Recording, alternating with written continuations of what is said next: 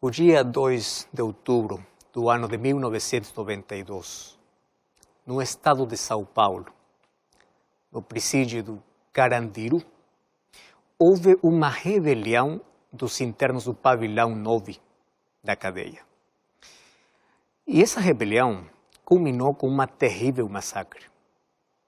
O conflito entre prisioneiros e a polícia gerou um triste número de 111 mortes. Sabe que esse dia foi um dia de tragédia. Mas houve uma rebelião que envolveu muito mais gente que o conflito de Carandiru. Uma rebelião universal, com efeitos catastróficos em todos os sentidos até os dias de hoje. Você lembra do dezembro do ano 2019? Todos nós fomos surpreendidos por uma notícia que ameaçava com a vida de toda a humanidade. Ouvimos falar do surgimento de uma pandemia chamada Covid-19. Esta pandemia trouxe tanta tragédia, crise, e cada dia leva milhares de pessoas para a morte. Mas a primeira pandemia ocorreu faz milhares de anos atrás, quando em um lugar perfeito apareceu pela primeira vez a mancha do pecado. E sabe onde começou? Lá no céu. Lá no céu, os anjos foram contaminados por o pecado, que foi como uma pandemia, mas essa pandemia também alcançou aqui a terra. E hoje, o pecado também leva milhares de pessoas cada dia para a morte eterna. Uma rebelião no céu, uma pandemia chamada pecado, quebrou a harmonia no universo perfeito que havia sido criado por Deus. Mas ali surge a pergunta: como o pecado apareceu? Como Satanás apareceu se Deus não criou alguém com maldade no seu coração? Graças a Deus que a Bíblia apresenta a origem e o fim do mal. Para isso, eu quero contar o que a Bíblia fala. Você sabe que todos os seres celestiais reconheciam a Deus com lealdade e amor. Ou seja, no universo havia perfeita harmonia. Misteriosamente, o mal começou no céu. Em um ser totalmente perfeito criado por Deus. Deus criou os anjos com liberdade e vontade para servir ao seu Criador. Porém, um deles perverteu a liberdade. Por isso, tornou-se independente de Deus e se rebelou contra Deus. Na Bíblia, usando a figura dos reis de Tiro e Babilônia, menciona como o pecado começou. Lá no livro de Isaías capítulo 14, verso 12 ao verso 14, no livro de Ezequiel capítulo 28, verso 12, verso 14, diz assim, verso 12: Tu és o sinete da perfeição, cheio de sabedoria e formosura. Verso 14 diz: Tu eras querubim da guarda ungido, te estabeleci, permanecias no santo monte de Deus, no brilho das pedras andavas. Verso 17 diz: elevou-se o teu coração por causa da tua formosura, corrompeste a tua sabedoria por causa do teu esplendor, lancei-te por terra. Assim aparece como começou o pecado. E olha só, o pecado começou com um anjo que tinha características muito especiais. Número 1, ele era um querubim protetor. Quem é o querubim? Querubim é uma posição privilegiada entre os anjos. Sabe que o livro de Isaías, capítulo 37, verso 16, diz que Deus mora entre os querubins. Ou seja, os querubins estão diretamente na presença de Deus. Número 2, a Bíblia diz que ele foi criado perfeito. Ou seja, ele tinha prestígio. Seu nome significava portador da luz. Ele tinha glória. A terceira característica que a Bíblia fala é que ele estava cheio de beleza e sabedoria. Ou seja, antes de sua rebelião, Lúcifer era um anjo nobre. Ele era perfeito. Seu porte era majestuoso. Uma luz especial brilhava no seu rosto. No entanto, o orgulho, a inveja e o egoísmo corromperam seu caráter. Por isso que em seu egoísmo, ele cobiçou ser igual a Deus. Ele queria ser adorado como Deus. Olha o que diz o livro de Isaías, capítulo 14, o verso 13, o 12. Diz, como caíste do céu, ó estrela da manhã. Verso 13, tu dizias no teu coração, subirei ao céu, acima das estrelas de Deus, exaltarei o meu trono. Ou seja, Lúcifer desejava o poder e a posição de Deus. E no céu começou a contaminar a mente dos outros anjos, distorcendo o caráter de Deus, dizendo que Deus é injusto, que Deus é arbitrário, que suas leis não podem ser cumpridas e que Ele prometia a liberdade. Então, como uma pandemia, aquele sentimento foi rapidamente contaminando a todos os anjos. Você sabe que 1/3 dos anjos do céu foram contaminados e dali ele se tornou um adversário. Ele teve muitas oportunidades de se arrepender de seu mau caminho, mas seu orgulho não permitiu. E então ocorreu a primeira guerra no universo.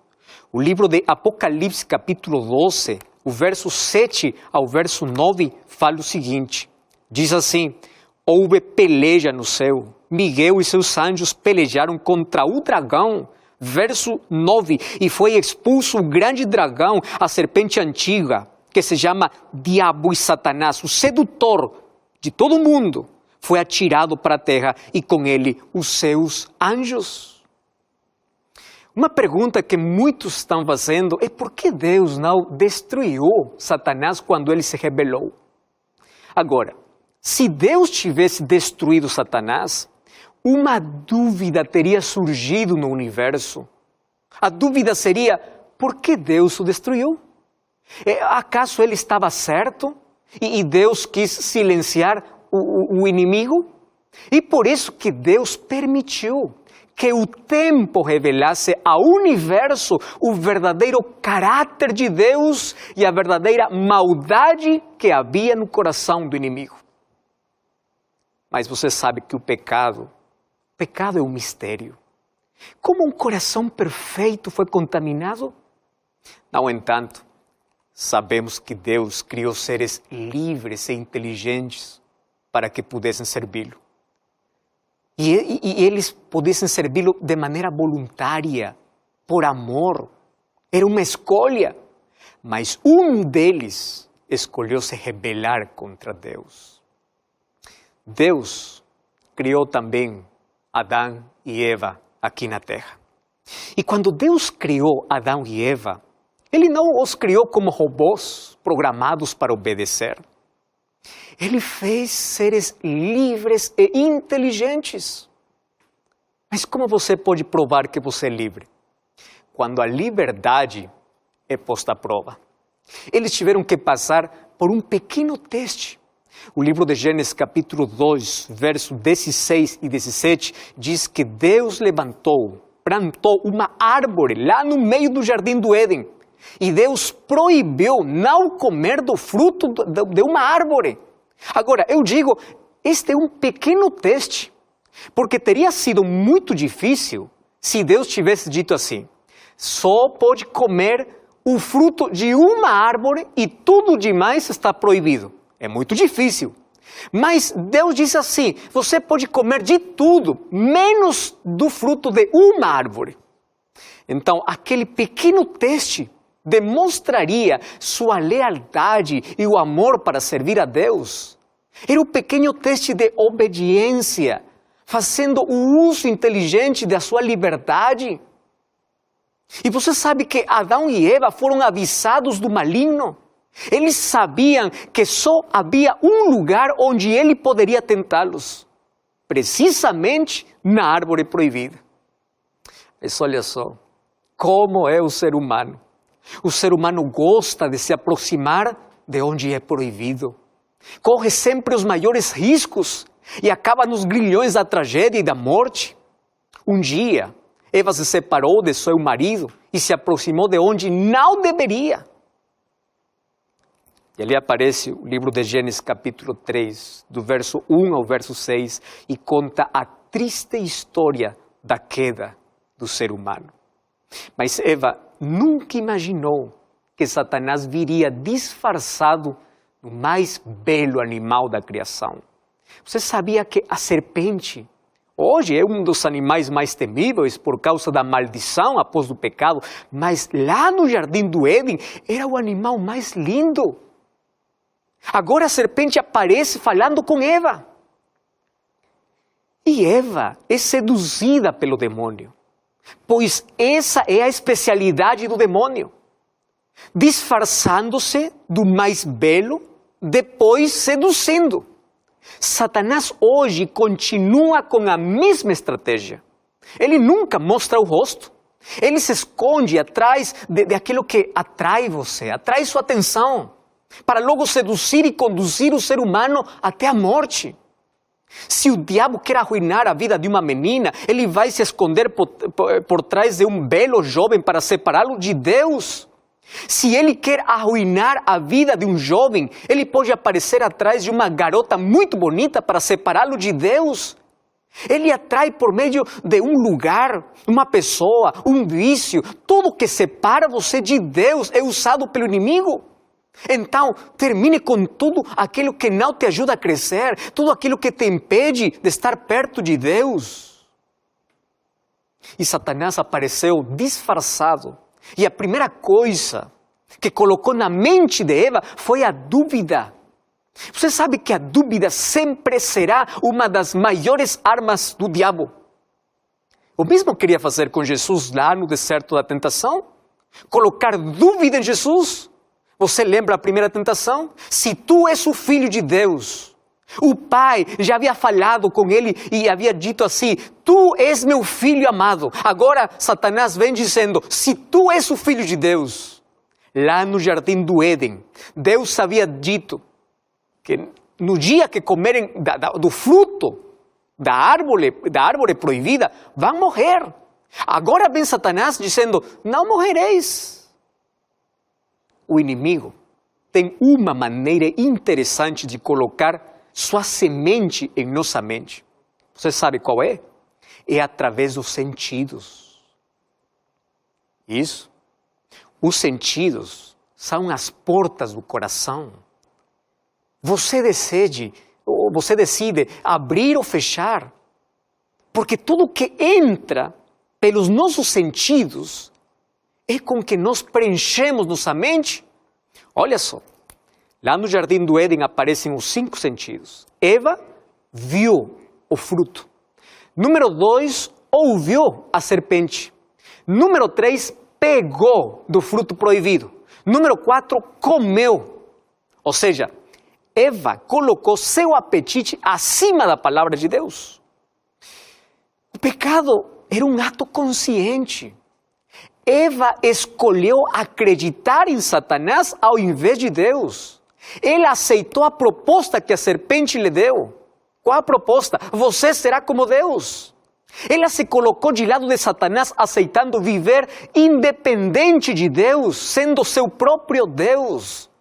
É isso que agora Satanás consegue colocar na mente de milhares de pessoas, seduzindo pelos sentidos, para que você possa viver longe de Deus, uma vida sem regras, onde o apetite está acima da vontade de Deus, onde os sentimentos estão acima da palavra de Deus. Mas deixa eu lembrar uma coisa, Deus não criou robôs, Ele criou seres livres e inteligentes. Por isso, o melhor uso da sua inteligência é usar a sua liberdade para escolher amar e servir a Deus. Hoje você e eu temos a mesma liberdade para escolher o que é melhor. Infelizmente, muitos optam por um caminho diferente. Muitos optam por se rebelar contra Deus. Quando o pecado entrou em nosso planeta, afetou tudo. O pecado foi como um vírus que se transmitiu rapidamente. A Bíblia diz no livro de Romanos capítulo 3, verso 23, porque todos pecaram. E o livro de Eclesiastes capítulo 7, verso 20, diz que não há pessoa que não peque. Ou seja, todos nós somos pecadores. Desde o momento em que nascemos, carregamos em nossa vida a inclinação de viver independente de Deus. Nós já viemos com um egoísmo enraizado em nosso coração. Diz Davi no livro de Salmos capítulo 51, verso 5, na maldade eu fui formado. Ou seja, nós já viemos com uma natureza de pecado. O vírus do pecado está dentro de nós. E se não tomarmos o remédio, morreremos lentamente e eternamente. E você sabe que o único remédio para o nosso problema é Jesus Cristo. Sem Jesus estamos perdidos. Ele é o caminho. O pecado nos separou da vida e nos colocou no terreno da morte. E se quisermos viver, temos que voltar a Jesus, porque Ele é vida. Ele é nossa única esperança de vida. Ninguém pode mudar a sua natureza pecaminosa, a menos que permita que Cristo faça. O pecado afetou totalmente o ser humano. Você sabe que o pecado afetou o intelecto humano? As emoções humanas, afetou suas motivações, sua consciência, sua vontade, sua vitalidade. Por isso, o pecado é considerado, é chamado o vírus mais mortal, porque destrói vidas, destrói famílias. E se o ser humano não busca o remédio que é Cristo, a cada dia você vai começar a morrer aos poucos, porque o pecado escraviza, o pecado te faz cego, o pecado faz você acreditar que é livre, para que você possa fazer o que quiser, mas você não sabe que é escravo. O pecado rouba seu sorriso, rouba seus sonhos, rouba sua vida, te deixa vazio e Satanás te faz acreditar que você se está divertindo, quando na realidade você se está destruindo. Por isso quem rejeita a salvação vive em constante autodestruição. Satanás não mudou de estratégia. Ele continua se disfarçando das coisas mais lindas para separar o ser humano de Deus. E quando você se separa de Deus, você se separa da vida. E quando você se separa da vida, você começa a morrer. Quando você se separa de Deus, sua vida é colocada sob o domínio do Satanás. E todos os seus desejos, seus impulsos estão em harmonia com os de Satanás. O livro de Apocalipse, capítulo 12, o verso 12 diz que o diabo desceu com grande ira, sabendo que lhe resta pouco tempo. O apóstolo Pedro, o seu livro, 1 Pedro, capítulo 5, verso 8, diz que ele anda como um leão procurando alguém para destruir. O diabo é muito astuto. Ele é astuto para seduzir, para armar armadilhas. Ele pode até fazer falsos milagres para te separar da verdade. E se não conseguir com tudo isso, então ameaça, coloca dores, sofrimentos, tragédias, pandemias, para que o ser humano culpe a Deus. Para que você pense que Deus te abandonou, que não vale a pena continuar servindo a Deus. E por isso que Satanás comemora quando ele consegue você pensar, quando você acredita que Deus esqueceu de você. Quando você está culpando a Deus por todas as tragédias que acontecem com sua vida. Porém, como Jó, podemos ser fiel na adversidade. Porque Satanás nunca pode devorar, destruir alguém que se apega a Deus. Mesmo quando essa pessoa não entende o que está acontecendo. Mesmo na noite mais escura da sua vida. Para o inimigo destruir a tua vida, primeiro tem que separar você de Deus. Mas enquanto você se aproxime mais de Deus, Ele não poderá fazer nada contigo.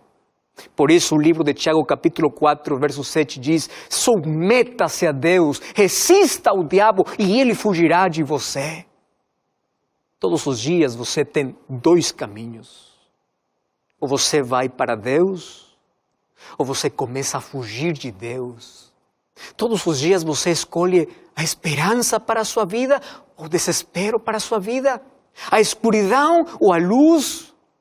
O livro de João, capítulo 3, verso 19, é um dos textos mais tristes. Ali diz que a condenação para o mundo é que a luz veio ao mundo, mas os homens amaram as trevas mais que a luz. Cada dia você escolhe viver ou morrer. O livro de Deuteronômio, capítulo 30, versos 19 e 20, Deus diz assim: eu coloquei a vida e a morte.